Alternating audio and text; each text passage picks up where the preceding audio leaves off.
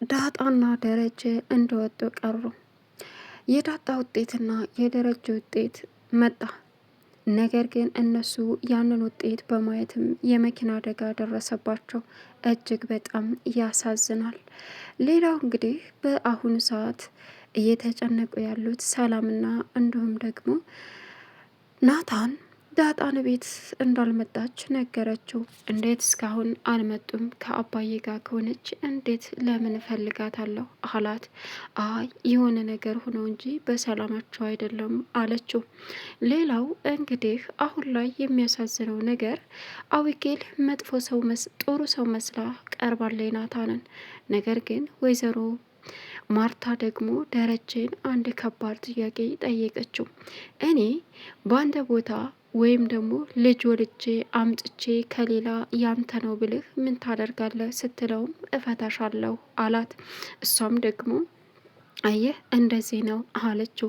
እሱም እኔ ልጅ በወልድ ልጄ ብትሆን ምን ታደርጊያለሽ ቢላትም ለጊዜው እኔም የምወስነው ይህን ውሳኔ ነው አለችው። ዳጣና አቶ ደረጀ ምን ገጠማቸው? መኪና ላይ እንግዲህ ዳጣ ከመጀመሪያው እንዳያችሁት ቀስ ብለህ ነው እንደምንነዳው፣ እኔ ብሆን እብስ አርጌ ነዳው ነበር አለችው። እሱም አልሽ እንደ በማለት መኪናውን በኃይለኛው ሲነዳ እንግዲህ ትልቅ የመኪና አደጋ ደረሰባቸው። ሰላም ውድና የተከበራችሁ የዙዙነት ሚዲያ ቤተሰቦች እንዴት ናችሁ? ልይ ሰላማችሁ ይብዛልኝ። ለዚህ ቻናል አዲስ የሆናችሁ ሰብስክራይብ እያደረጋችሁ ቪዲዮውን እስከ መጨረሻው ተከታተሉ። ዛሬ እንግዲህ በጣም በሚያሳዝን ሁኔታ ደረጀና እንዲሁም ዳጣዬ ትልቅ የመኪና አደጋ ደረሰባቸው። ደረጀ በሰዓቱ እያሽከረከረ የነበረው ከባድ የመኪና ፍሬኑን ለቆ ስለነበረ አሁን ላይ ትልቅ አደጋና ትልቅ ችግር ደረሰባቸው። እጅግ በጣም ያሳዝናል። ሌላው በሚያሳዝን ሁኔታ አሁን ላይ ናታንና እንዲሁም ሰላምዬ እየተጨነቁ ነበረ። ነገር ግን ምን ማድረግ እንዳለባቸው እንኳ በማያውቁበት ሰዓት ነው። እናም አሁን ላይ የተፈጠረው ነገር ከባድ አደጋ እናም ራሳቸውን ጉዳት ላይ እንደደረሰባቸው ዶክተሮቹም ነገሯቸው። አሁን ላይ በሚከብድ ሁኔታ እያለቀሰች የምትገኘው ሰላም የልጇ አባት እንግዲህ የማይታወቀው ድብቁ ደረጀ ትልቅ ችግር እንደደረሰበትና እንዲሁም የምትወዳት ዳጣዬ አሁን አደጋ ላይ እንደሆነችም የሚያስታውስ ነገር ነው። ሌላው ወይዘሮ ማርታ አሁን ላይ በምሳሌ እያደረገም ደረጀ ሲጠይቃት እሱን እንደምትፈታው ነገረችው። በእርግጥ የዳጣ ነገር አሳስቦትና ሰላም እንቅልፍ ነስቶት ባለበት ሰዓት ተነስቶ ምን ሆነሃል ስትለው ምንም የስቼ ልጅ ነገር አስጨነቀኝ እኮ አላት። ይሄቷ አብጌል አይደለችም፣ ውሃ አይደለችም፣ የሰላም ነገር ነው። በእርግጥ የሷን በጣም ያሳዝናል። አባቱን አሳውቄን ስንትባል ይህን ማለቷ እጅግ በጣም የሚከብድና የሚያሳዝን ነገር ነው። ነገር ግን ቢሆንም ደግሞ ምንም ማድረግ አይቻልም። እናም አሁን ላይ አለችው እኔ እሷ በእርግጥ ያሳስበኛል፣ ከዚህም በላይ ያሳስበኛል። ግን ደግሞ ምንም ማድረግ አንችልም። እኔ እያሳስበኛለው የእሷ አይደለም አላት። እና የማን ስትለው የዳጣ ነገር ነው አላት። እንዴ የዳጣ ነገር ማለት ምን ማለት ነው? የወለዳት ይጨነቅላት እንጂ አንተ ምን ቤት ነህ የምትጨነቀው አለችው። የወለዳት እኮ አጋጣሚ ነው ወልዶ፣ እናም ሚስቱ ስላላወቀች በዛን ሰዓት ልጅቷን ወልዶ ጣላት። በዚህን ሰዓት ልጅቷ ጎዳና አደገች፣ ብዙ ተሰቃየች፣ ብዙ ሆነች እና ወልዶ ጣላት።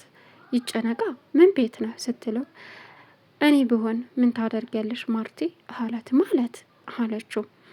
ማለቴ ይህን እኮ ፈልጎትና ወዶ አይደለም፣ ድንገት ሰክሮ የተፈጠረ ነገር ነው ሲላትም ሲማግጥ በሚስቱ ላይ ሲንዘላዘል የወለዳት እሱ ግን ያም ቢሆን ደግሞ እሺ ብለን ተቀብለን ልጆቻችን ጋር እንደ ልጆቻችን እያኖርናት አለችው። ደረጀም እኔ ቢሆንስ ምን ታደርጊያለሽ ሲላትም እንደ እኔ ቢሆን ማለት አንደኛ አንተ በእኔ ላይ ማግጠህ ልጅ ወልደህ ባገኘህ ምን እንደማደርግ አንተ እኔም መጠየቅ አትችልም፣ በደንብ ታውቀኛለህ። ሁለተኛ ነገር ደግሞ እኔ እኔ እንጃ ምን እንደምልህ አላቅም አለችው። እሺ አንተ እኔ ቦታ ብትሆን እኔ ከሌላው ልጄ ነው ብዬ ባስተዋውቅህና ባመጣ ምን ታደርጋለህ አለችው። እሱም የመጀመሪያ እፈታሻለሁ የሚል ነበረ። አየህ እኔም በጊዜው እንደዛ ነው የማደርገው፣ ነገሩ ላይ ስደርስ ደግሞ ውሳኔው ይወሰናል አለችው። ለነገሩ ልክ ነሽ፣ ግን ለምን ጠየከኝ? ለምንም። አሁን ላይ እንግዲህ ሌላው አቢጌል መልካም ሰው ለመሆን ቆብ እያላይ ትገኛለች። ሰላም ጣውላ ልትወለውል ባለችበት ሰዓት ሰላም ስትመጣ መወልወያውን ተቀብላ ወልውላም አነሳች። እውነት አቢጌል ናት በማለትም ሰላም ተገረመች። አዎ ምን አስባ ነው ግን? ምን ሆና ነው? እንግዲህ ከዚህ በኋላ ጥሩ ሰውት እሆናለሁ እያለች ነው አላት ናታንም። ይገርማል ብቻ የሆነ ነገር አስባ እንዳይሆን አለችው። አላቅም እሱን ወደፊት እናየዋለን አላት። ናታንዬ ያምርብኛል አለችው። ቀሚሱን በጣም አምሮብሻል፣ በቃ አንተ ከወደድከው ከዚህ በኋላ ቀሚስ ብቻ ነው የምለብሰው አለችው። አይ ቀሚስ ብቻ ሳይሆን ሁሉንም መልበስ ትችያለሽ፣ ያምርብሻል አላት። ከዚህ በኋላ እመነኝ በጣም መልካም ሴት ነው የምሆነው እና ናታም አንተም አባቴም እናቴም ጥሩ ሴት ሆኑ እያሉ ጨቅጭቀውኛል አለችው። ጥሩ ሴት የምትሆኙ አንቺ እነሱ ሰው ስላለች ሳይሆን ለራስሽ ስትይ ነው አላት። እሺ ጥሩነቴን ለቤተሰቦች ትናገራለህ ስትልም እንዴ መናገር እኮ አይጠበቅብሽም፣ ጥሩነትሽን በተግባር ስለሚያዩት እነሱ ራሳቸው ይነግሩሻል አላት። እሷም ልክ ነህ፣ እሺ በቃ አሁን የሆነ ቦታ አንሄድም እራት እንብላ ስትለውም አይ ራት እኮ አሁን ነው የበላ ነው፣ እሺ የሆነ ቦታ እንሄድ አለችው። እሺ በማለትም ይዟት መሄድ ጀመሩ። በዚህን ሰዓት ዳጣ ፊት ለፊታቸው አገኘቻት። ኡፍ ይችን ሴትዮ ማላይበት የት ልሄድ ስትል እንዴ ምን ችግር አለው ተፊታችን እየመጣች ነው ፈልጋ አይደለም ሲልም ናታን መለሰላት። በዚያን ሰዓት መጨቃጨቅ ጀመሩ። ምን አንቺን የማላይበት የት ልሄድ እንዴ ምን አደረግኩሽ? ደግሞ አምሮብሻል፣ ታምራላችሁ አለቻት ዳጣ። ወዴት እየሄድሽ ነው? ወደ ቤት።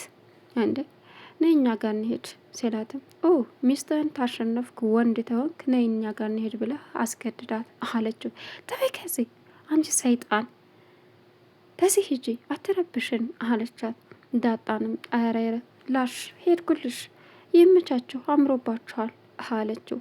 አብረን እንሄድ ዳጣ ሲላትም እርስዎ እኮ አሉ ወንድ ከሆንክ ሰውን ታሸንፋለህ ስትልም አቢጌል ተናደደች። በዚህን ሰዓት ዳጣ በሉ እኔ እየሄድኩ ነው ብላ ስትሄድ ናታን ዘወር ብሎ ዳጣን ማየትን ጀመረ። እኔን አቁመ ለምን አባህ ነው ሌላ ሴት የምታየው ብላ በጥፊ ስትመታው ጥሏት ሄደ። እጅግ በጣም ከባድ። አሁን ውሃ ትምህርት ቤት ላለመሄድ አልሄድም አሞኛል እያለች ትላለች። ነገር ግን የውሃ ነገር ያሳስባል። አንድም ሰው ደብዳቤ እንደሰጣት ለጓደኛዋ ምጥን ነገረቻት። እኛ መማር ያለብን ትምህርታችንን እንጂ በፍጹም ደብዳቤ ሰጥተውን ማንበብ ወይም ደግሞ ሌላ ነገር መስራት አይደለም አለቻት። ሌላው ወይዘሮ ማርታ በደረጀ ጥያቄ ግራ ተጋብታ ብትቆይም ነገር ግን የሚያሳዝነው ነገር ደረጀና ዳጣ በወጡበት የትልቅ የመኪና አደጋ ሰለባ ሆነው ይገኛሉ። እጅግ በጣም ያሳዝናል። በውጤቱ ጉዳይ ድጋሜ ውጤቱን ለማየትና ያለውን ነገር ለማድረግ እየሄዱ ያሉ፣ ነገር ግን አሁን ላይ ትልቅ ችግር ተፈጠረ። ዳጣ አባቷን እንደዚህ ነው ወይ መኪና የምትነዳው? አባዬ ፈጠን ፈጠን አድርገው አለችው።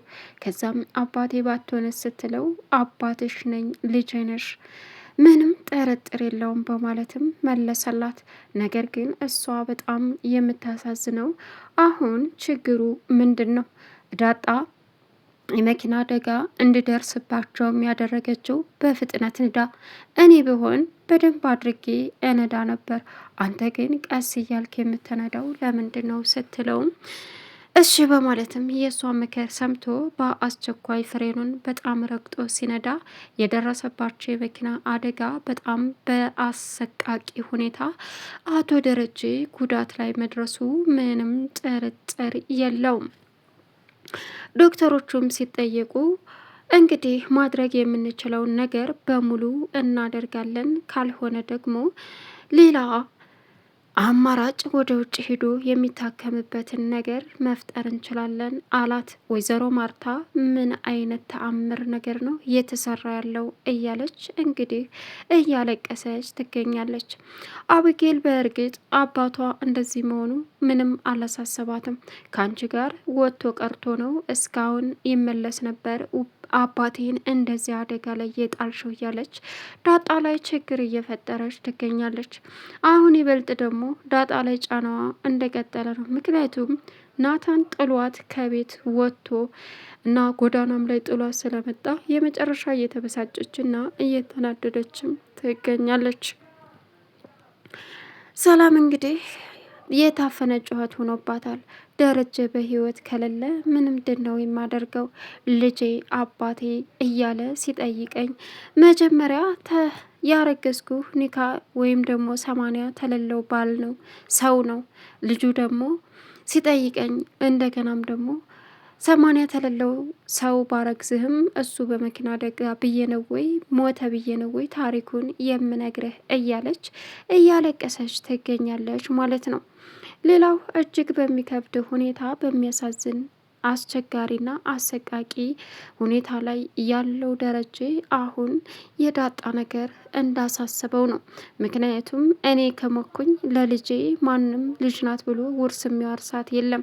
ነገር ግን ዲኤንኤ ምርመራው ውጤቱን ወስዳና አይታ ለቤተሰቡ አስረድታ ከኔ የሚገባትን ነገር በሙሉ እንደ ልጆቼ ማግኘት አለባት የሚል ሀሳብም በውስጡ ቢያድርበትም ግን ደግሞ አቅም ኑሮት ቃላቱን አውጥቶ መናገርም አልቻለም። በዝምታ ሁሉንም ነገር ውስጡ እያረረ እንባው በአይኑ ላይ እየፈሰሰ ደረጀ እንግዲህ ትልቅ የመኪና አደጋ በመድረሱ በጣም በሚያሳዝን ሁኔታ ላይ ይገኛል። ለቻናሉ አዲስ የሆናችሁ ሰብስክራይብ እያደረጋችሁ ቪዲዮውን እስከ መጨረሻው ተከታተሉ።